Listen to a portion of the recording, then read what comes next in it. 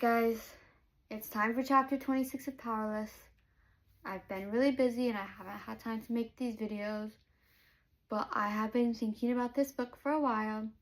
So, before I start this, because once I start, I can't stop. Like, we know. Anyways, before I start this, I just want to share something really happy for me. First off, there's actually two things. Extra. First off, I won my first ever book giveaway. Now, have I read this book before? No, I have not. Can I tell you what the book is about? I've read the synopsis and it's about a siren.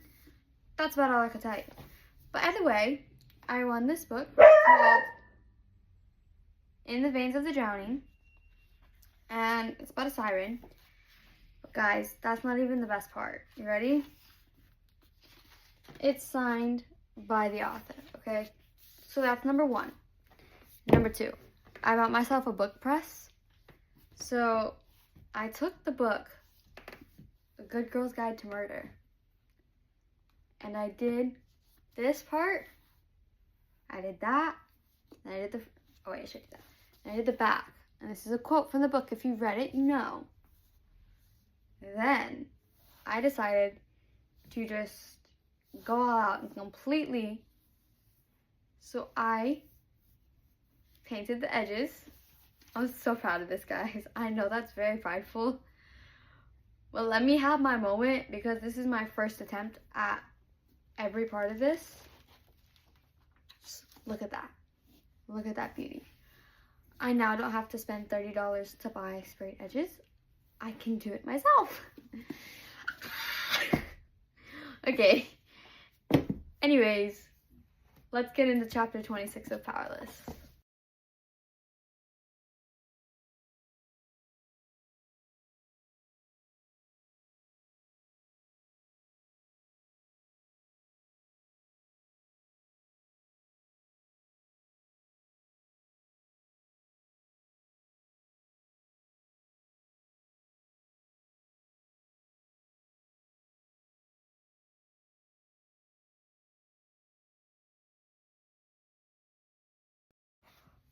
Oh, y'all,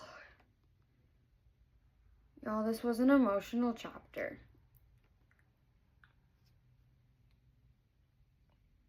This is what happens when I take too long between books.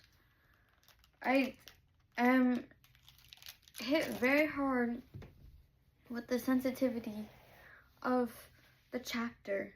Instead of like, oh yeah, this happened, I'm used to it. And it was in Kai's point of view. So if you remember, hold on, I've been up for a while. If you remember, in the last chapter, at the very end, well, in the middle, beginning, somewhere in there, she got stabbed by Ace. And she comes across a camp, and it's his camp. And I was really excited because we were going to get her being injured and passing out, right? Yeah.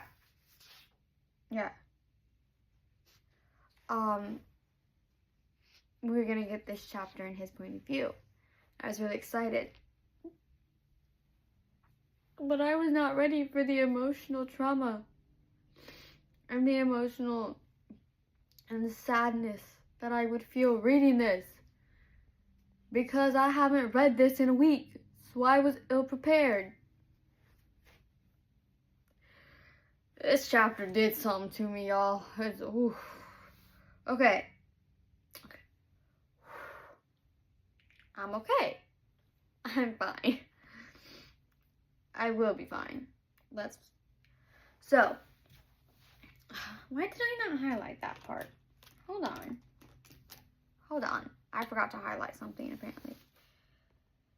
The very first line of this chapter. She's too stubborn to die, and I'm too stubborn to let her. That's right. She better stay alive. There's 2 more main books that she's in. There's 2 more books. So I know she's not gonna die, okay? I'm not stupid. She's not gonna die. But that doesn't mean I'm not experiencing this with the book, with Kai, because this is my first time reading this. So, let me just preface this by saying, I am aware she's gonna survive. That doesn't make a difference to me at all, okay? Okay? We good now? Great. I don't really care. She's dehydrated, delusional, dying of hunger, just dying. Don't remind me. Don't remind me. I'm going through enough emotional pain reading your pain. Don't remind me that she's dying. Y'all, I teared up reading this.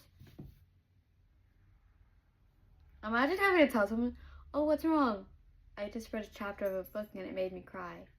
Oh, what was happening? That part didn't matter. It was just I hadn't read the book in a while. And then I'm holding her life in my useless, unequipped hand. I can just feel the self-hatred right now. Because look, the next line, I can't save her.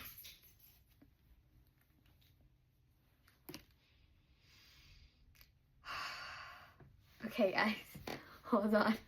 It's time for the next part. I highlighted so much, y'all. This might actually be a problem. I don't know. I knew something was wrong when I saw her Actually, hold on. Erase that since I already messed up. But my mind won't stop replaying the scene. Won't stop reeling over what just happened. I knew something was wrong when I saw her arm trembling.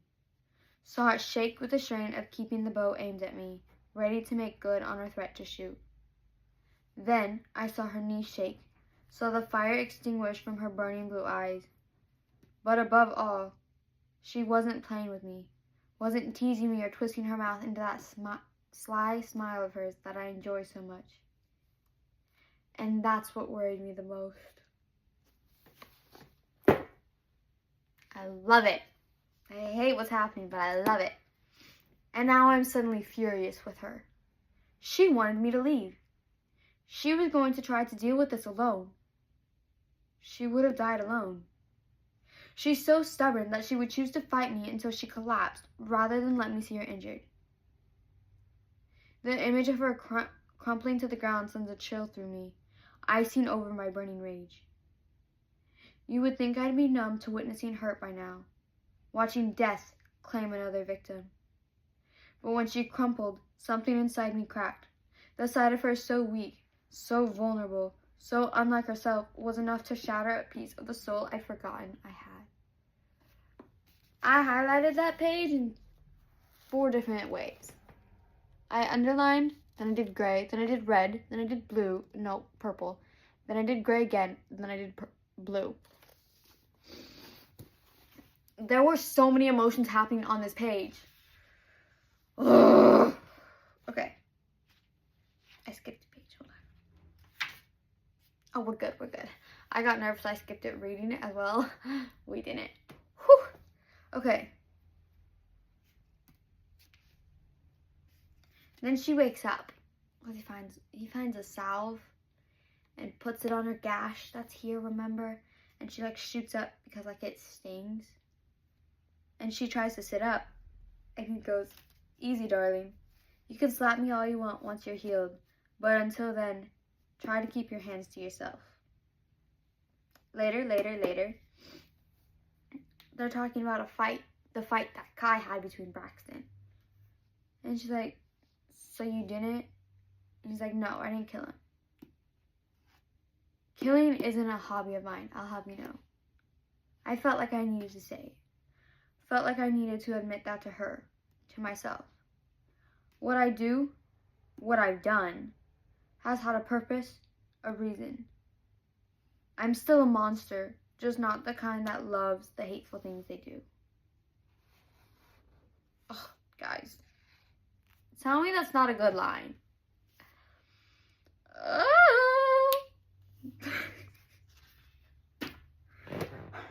What's going on?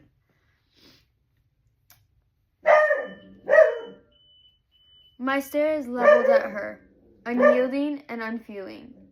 But it's simply another mask, seeing that I'm currently simmering with rage. That's right. And then, the favorite part, okay? Okay? Wait, you're not ready. I squealed. I'm not gonna lie to you. I kind of squealed when I saw this. Like, I got really excited. I'm just gonna put that out there because, frankly, I feel like you could see me doing this because I have no boundaries or filter when I do these. I like full on go for my emotions and don't know if that's good or bad, but it's too late now. So, I've given you some time to Let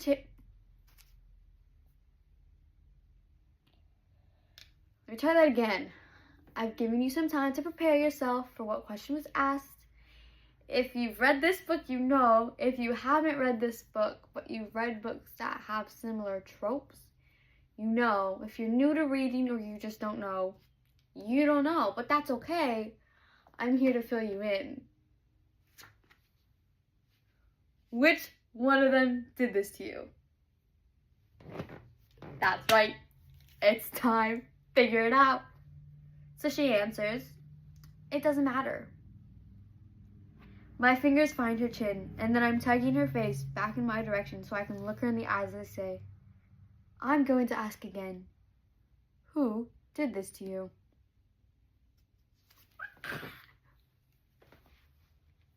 Okay. Like, just... the masterpiece.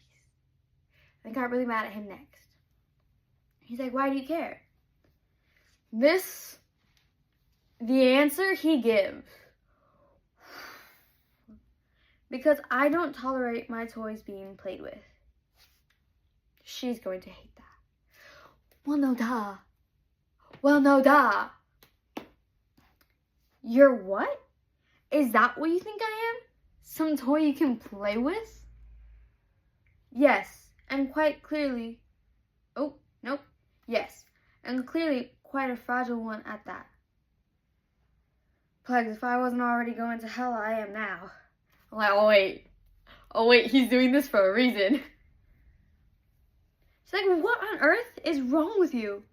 Oh, so you think I'm fragile? I'll show you just how fragile There, I say calmly, cutting her off mid-threat. The first stitch is always the worst, especially with how blunt the needle is. So, like, she's so confused. Like, she didn't even realize that he started stitching her back up.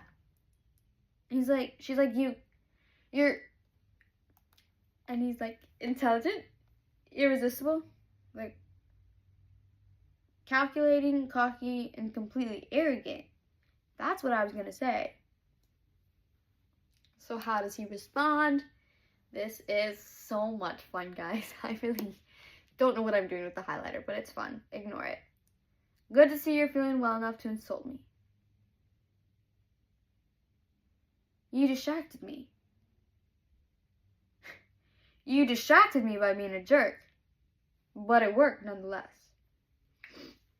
Yes, I was a jerk, and I need you to know that I didn't mean what I said. Then he continues, and he's like, you're no toy, let alone a fragile one. And he's trying to take her mind off it. So he goes, tell me about home, about Lou. She's like, well, that wasn't really a home to me. I had a home once. It was just me and my father. But we were happy. And then he died, and my home became Medina. We made a living on Loot together. She made Loot worth living on. And then he's like, how long have you lived in the streets? 5 years. I don't know. Don't ask questions about my actions. I'm questioning it myself, by the way. I was 13 when my father died. And ever since then, I lived in a pile of garbage Adina generously called the fort. From ages 13 to 15, the two of us were barely surviving. But then we grew up. We figured things out and found a routine that kept us fed and clothed. We had our own skills that kept us alive. So your father taught you to fight then? Ever since I was a child. He knew my ability wasn't one I could use physically, so he made sure I was never truly defenseless. And the dagger you like to wear on your thigh so much, was that your father's? Yes, it is. It was. I suppose you have him to thank for my violent tendencies. And your mother? Do I have her to thank for any of your wonderful qualities? Dead. Then this is his thoughts, okay? Just to clarify. I'm reminded of Kit and how his mother died in a similar manner. A tragedy the two of them share. I keep pushing the needle through her skin, slowly making my way to the end of the gash. Her eyes are squeezed shut against the pain, refusing to cry or even cry out. So stubborn, so strong. Just a little more, Pay. She shudders and I don't miss the movement. Whether because of the pain or because I finally said her name, I'm not sure. I'm reminded of when she hit the ground, when I was feral, frantic, and I was suddenly aware that I hadn't said her name to her since we met. And in that moment, I realized that I wanted to say it, wanted her to hear it from my lips. Realized that if she died, I would never again get to look in those blue eyes and utter those two syllables that have been a constant in my mind. So I said her name, again and again. I finally let myself do it, let the last piece of attachment to her lock into place. Just saying her name felt intimate, personal somehow. And now I forever want her name on my lips and rolling off my tongue until I'm drunk on the taste and sound of it. What on earth is wrong with me? He likes her. If you try to tell me that he doesn't like her right now, you're dead. I mean, you're not dead. You're oblivious. You're naive. You're who I would call Dumbo because I am trying to be nicer with my words. But it basically means the same thing as idiot. Just FYI, if you wanted to know. Guys, the end of the chapter. The end of the chapter, I kid you not. Ugh. I have nothing to offer. Oh, wait, no. She shakes again, making me wish I had a blanket to offer her. Had something to offer her. The truth of that thought hits me like a blow to the gut. I have nothing to offer her. I am wrong. So wrong for her. She is too brave, too bold, too bloody good for me. Maybe I could be a better man. Maybe I could be more like Kit, with his heart on his sleeve and happiness on display. Maybe the future enforcer could break down a few walls, become a man who is more than the mask he wears around his people. But ever since she discovered I was a prince and declared us enemies, I've played along, not wanting to be outdone. And it's fun. It's a distraction for the both of us, the toying and the teasing with one another. But now, here's the line. Here's a line I've seen so much.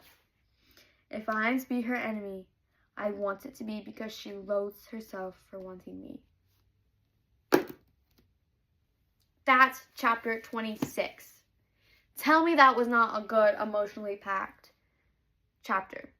I forgot the word again, guys. It's okay. It's okay. But yes, that is chapter 26. I am officially one chapter closer to being done so I can read the rest of the series because I do want to read it. The problem is I want to make a video of every single chapter. So, I just got a spoiler. Oh, we'll do that maybe. Guys, I'm spoiling myself on accident, and I swear it's not on purpose. There's 68 chapters was what I was trying to figure out. I'm on chapter 27. I do really want to get through this book because I'm enjoying it, and I want to read the rest of the series. The problem is, I want to do a video of my reaction and all this stuff to every single chapter, which means I can't read a chapter unless I'm videoing it, which means I can't take this on my long car rides, which means I can't get it done faster so that I can read Reckless and then Fearless and then Powerful and Fearful. So, y'all are going to have to bear with me. I also apologize. This video was extremely long and that was not my plan. This was just such a good emotionally packed chapter. Like, come on. But what was I saying? Yeah. So basically, I am wanting to read this. It's not that I don't. The problem is with school and everything going on, I just don't always have time. Please forgive me. I'm reading this as much as possible.